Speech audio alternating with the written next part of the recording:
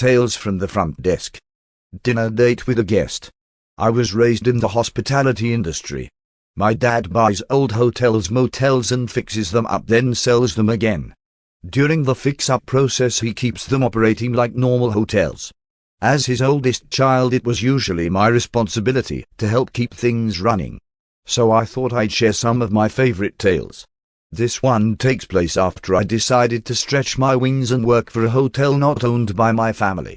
I was alternating between second and third shift at this hotel. Now at the time I had my hair dyed a ridiculously bright red, like fire truck red, and while my boss had been hesitant to let me keep it, I never got anything from compliments from guests. This particular hotel was located near a hospital and offered a discount and shuttle service for people with relatives at the hospital. During one of my second shifts this older man comes to check in. He's staying for a week with the hospital rate and looks very distressed. His English isn't great, but he does his best. Several times during the process he mentions how much he likes my hair. He also got very talkative about why he was staying there. Since it was a slow night, I indulged him. Turns out that his wife had been flown to our hospital from Puerto Rico. After he checked in, he went to the hospital to check on his wife and stayed there for a while. I was still on shift when he returned and he asked me where he could get some food. I gave him a list of restaurants that delivered to us. He asked which was my favorite and what I liked to eat there, then wandered off to make his call, then lingered around the lobby waiting for the delivery. When the delivery showed up, he brought his food to the desk and set a box in front of me. He told me that he hadn't eaten dinner alone in 50 years and he wasn't ready to start. He had ordered the food that I told him was my favorite and was hoping that I'd be able to eat with him. Since my relief had showed up already, I clocked out early and sat in the breakfast room with the guest to eat our food. Every night after that was the same thing. He'd come home from the hospital and ask me to order food for him so he'd get the front desk discount, and I'd order my own food or warm up whatever I brought. His wife wasn't doing good and he ended up having to stay with us for almost 2 months.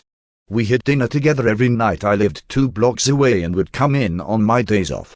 The guy was really nice and really lonely. His wife wasn't doing good and none of his kids were able to get to the US. He called me red even after I'd changed my hair and would tell me all about his life in Puerto Rico and his kids. After a lifetime of shitty guests, it was a really great experience. His wife ended up passing away in the hospital and he made sure to wait for me to come into work to leave and thanked me for the dinners and let me know that I'd made a hard time a little bit better. Bridezilla and her extended family destroy 70 hotel rooms. Who else loves Bridezilla stories? Because boy do I have one. Buckle up because it's a long one. It includes drunken adults and minors, shoplifting, the end of at least 2 relationships, a very long visit from your friendly neighborhood police officers, a few evictions, and a lot of overtime for my employees. It was like we were the host of a live version of the Jerry Springer Show last night. Needless to say, there's gonna be an employee appreciation party very soon, since none of them walked out on me with all the crazy stuff that happened. I'm an employee at a hotel that has 132 rooms, and the wedding party that stayed with us last night had rented out 70 of them. But that's not all. We also had not 1, but 2 school sports teams in-house, renting a combined total of 30 rooms. Needless to say, our hotel was very well bursting at the seams. Especially since each group wanted to be as far away from the other as possible, and we had to pack regular travelers between them all. Ha ha, party hardy, am I right? Hindsight is 20/20, and we should have realized we were in for a storm 2 days ago. Bridezilla, her groom King Kong, and the wedding party of monsters all checked in then. The men checked into one of our largest suites for a bachelor party, while the women checked into another for their bachelorette party. We fully expected the men to cause a riot, because they were hauling in beer literally by the keg. In reality, Bridezilla and her Bridezilla maids were the ones that went on a rampage. Not only did they tally up a total of 3 noise complaints, the 4th one gets you evicted, and over 100 worth of pantry charges, but they actually paid a group of kids 20 each to run up and down the hallways. I can only suspect it was because they meant to use the kids as a distraction from their own rousing. The employee on duty that night said a guest came down to report that they thought the room was being used to film a Girls Gone Wild video. But the sun eventually set, and I came in to work my morning shift the next day. I stupidly didn't see all the red flags sealing right in front of my face. Less than 15 minutes into my shift, Bridezilla's maid of honor comes down. She sees that I'm standing behind the desk and wearing a name tag, so she rightfully treats me like I'm not a human being. Because as we all know, people that work in customer service are just robots in cheap flesh suits, beep boop. She chews me out a little bit for my employee's despicable behavior last night towards herself and her best friends. I run through my programming and run apologize at template 012 and say we're sorry to have made her feel disrespected and insulted, but inform her that her room had multiple noise complaints against it. We're very strict on our noise policy, ma'am, I told her. You aren't the only guests in the hotel, and if you cannot be courteous to our other guests, we will kindly ask that you seek other accommodations. Bridezilla's maid of honor didn't like that. She said, well, it's just my opinion, but he's someone who's a part of a wedding that brought your hotel more than 60 rooms worth of business. I think you guys should be a little more lenient with the rules for us. Unfortunately, my SIS module was not installed at the time due to a lack of sleep. So instead of going Minnesota nice on her, I told her, we're trying to provide a consistent experience to all guests. I know you guys are throwing a party and it's a happy time for many of you, but we cannot bend on our noise policy. After that exchange, she has a list of people arriving today that she wants me to assign to specific rooms, because I have to make sure certain people aren't rooming too close together. Some of them have cheated on the other ones, but they promise to behave themselves if they don't have to look at each other. Now I may just be a simple robot that cannot consume liquid beverages, but in my opinion, I don't believe X's and alcohol mix well. Maid of honor also asked for housekeeping to come up ASAP to clean their trash room, because they're going to use it as a prep room for the wedding. The housekeeping executive doesn't even show up for another hour, and I refused to leave the desk to spend time cleaning their room. I told her she'd have to wait a bit before someone came in, to which she again offered her opinion and said I really think a hotel this big should have someone always on duty for stuff like this. By now it's 9 a.m., basically dawn of the second day. And would you believe it, people for the wedding are already showing up to check in. It's wonderful that all these people are so punctual that they're an entire 6 hours early, just so they aren't late. Graciously, we were not full the previous night, so I allowed them all to check into rooms as they showed up. But you wanna know what I honestly thought? They all looked like clones of that woman from the That Is My Opinion gif that I keep referencing, and I did not want to test how well my eardrums could stand up to a whole choir of sirens. The small highlight to the busy morning is that there was a professional that came in and did the hair for all the kids involved in the wedding party. She did up flowers in all the girls' hair. They all looked adorable running through the breakfast area and were so excited to show off their new dresses to anyone that walked past them. I hope Bridezilla doesn't influence those kids' behavior too much. The rest of the morning passes by in a flash. I'd done at least 40 of the 75 arrivals we had for the day. The PM shift arrives and I catch her up to speed and offer to stay late with her. I expected it to be just as crazy until the wedding starts at 5. She declines and says she'll be fine. A response which she tells me she regretted in a text message later that night. At 5 o'clock she had a line of people out the door. All of them are a part of the wedding group and screaming at her because they're now late for the wedding. More than 5 women were demanding she give them keys so they could change in the rooms without having them bother with trivial things like payment or signatures. She was a trooper and stood her ground, asking all of them to wait their turn to check in. My houseman on duty even offered to help her if she signed into the second computer for him, but that small ray of hope was quickly squashed. A mother on 3rd floor called down to inform us that her son had swallowed a large quantity of pool water. The pool water upset his stomach, and he ended up vomiting all over the elevator and 3rd floor. The very same floor that the wedding party was pre-assigned and checking him to. So he had to go deal with that. Once that rush was over with, all was quiet for a few peaceful hours. Then, it was time for the shuttle to pick them up. Weddings usually all follow the same pattern. They ask for shuttle service from 8 p.m. until 1 a.m. Happy to pay our outlandish fee for private use of the shuttle. Then, no one bothers to use it until 11 p.m., at which point the alcohol makes them view the shuttle as a clown car, and they all believe they've joined the circus. Tonight followed the same pattern with only one exception. At 8:30 the driver had a single woman ride it back to the hotel, sobbing her eyes out. She told him that she saw her fiancé making out with her cousin behind the reception hall and couldn't believe it. He tries to offer her comforting words on the way back, but I'm told it was an all-around awkward 15-minute ride. When she gets back to the hotel she demanded of the desk that we take her card off file and make her ex-fiancé pay. Except we don't, because we need him to come down and slide his card. The chances of that happening were slim to none. So, as my shuttle driver was busy acting as the Ronald McDonald clown bus, stuffing close to triple the legal capacity into it since not a single one of them bothered listening to him, I'm sure you all have one burning question on mind. What about those sports teams? Have they caused any problems? Can you guess the answer? If you guessed yes, then you're right. One of the two teams had rented out a conference room to have a pizza party in. They were informed several times they only had the room from 5 p.m. until 9 p.m.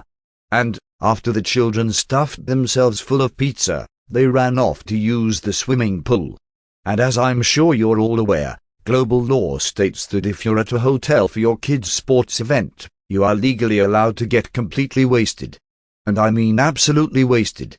At that point the hotel staff is supposed to babysit your gremlins so you can party like you're 21 again. Isn't that swell? So our houseman is trying to get the kids to behave themselves and stay quiet in the pool while the front desk is threatening to evict the parents. Because it's now 10:30 and Party in the USA by Miley Cyrus is being blasted from the conference room and can be heard throughout every inch of the hotel. Meanwhile, the one singular mother that was being responsible stopped by the desk with about 20 bottles of Diet Coke and her son. Apparently our vending machine is broken on the second floor. She said that her son put in the money and then proceeded to press the button 100 times while waiting for his soda. And he must have a strategy guide for that vending machine downloaded to his phone, because he knew just the right amount of times to push the buttons so that the machine would continue spitting out pops. The son did it about 2 more times before the mother realized you couldn't buy 20 pops with only 5 and forced him to bring them all back down to the desk and apologize for stealing them. The other parents back in the conference room had been waving off the front desk's threats until we finally get a lucky break. The night audit came in a half-hour early because the weather was bad and she didn't want to be late. My night auditor has plenty of years under her belt and has seen far worse. She called the police within seconds of walking in and informed the sports parents that she was doing so. When police arrived, the parents had all belligerently returned to their rooms and my PM desk shift was able to go home after that stressful day of work. But that's when the real fun starts.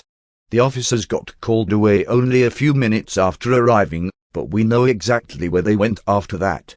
They actually got called to the reception hall where the wedding was being held. Apparently they needed to shut down the bar because the parents were buying drinks for the kids who were 18-20. Plus, one of the kids that was drinking became heavily intoxicated, stole the keys to his mother's car from her purse, and crashed it into another car in the parking lot. The kid was fine, but probably suffered a wicked hangover this morning. The reception hall had called the police to kick them all out, and that's when they became our problem again. See, the driver, who should have still had pickups at 12, 12:30, and 1, now had to pick them all up at 12. There was at least 35 people cramming into the bus, each of which was holding a beer glass with at least half a pint of beer in it. He put his foot down then, turned off the shuttle and told them they weren't allowed to have open alcoholic beverages while in a vehicle and would not drive them back until they all disposed of them.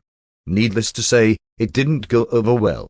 None of them listened to him and just berated him to bring them back because it was cold.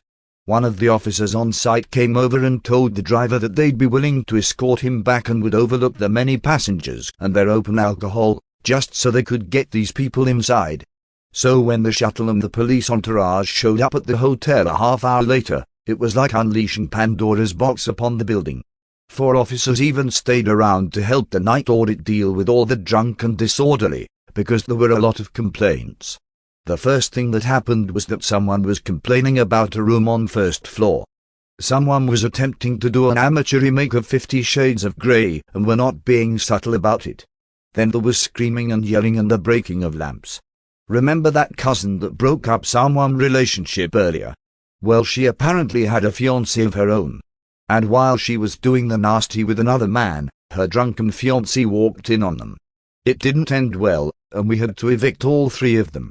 Meanwhile, on 3rd floor, Girls Gone Wild had resumed in full force.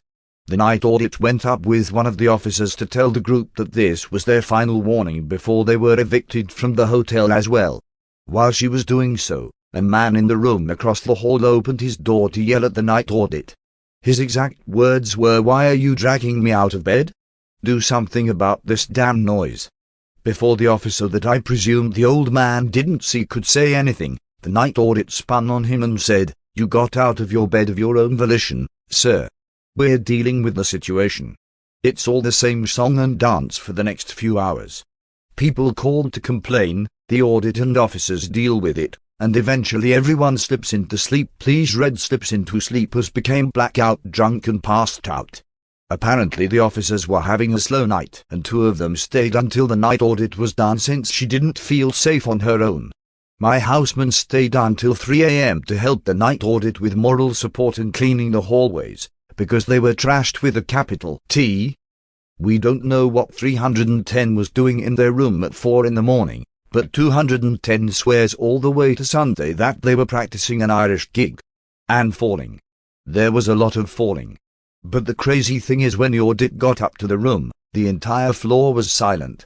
Towards the end of the evening, a man comes down to our pantry, takes an armful of random items and starts walking away. He's clearly drunk because the officers watched him bewilderingly, and the night audit calls out, asking if the man would like to charge his items to his room.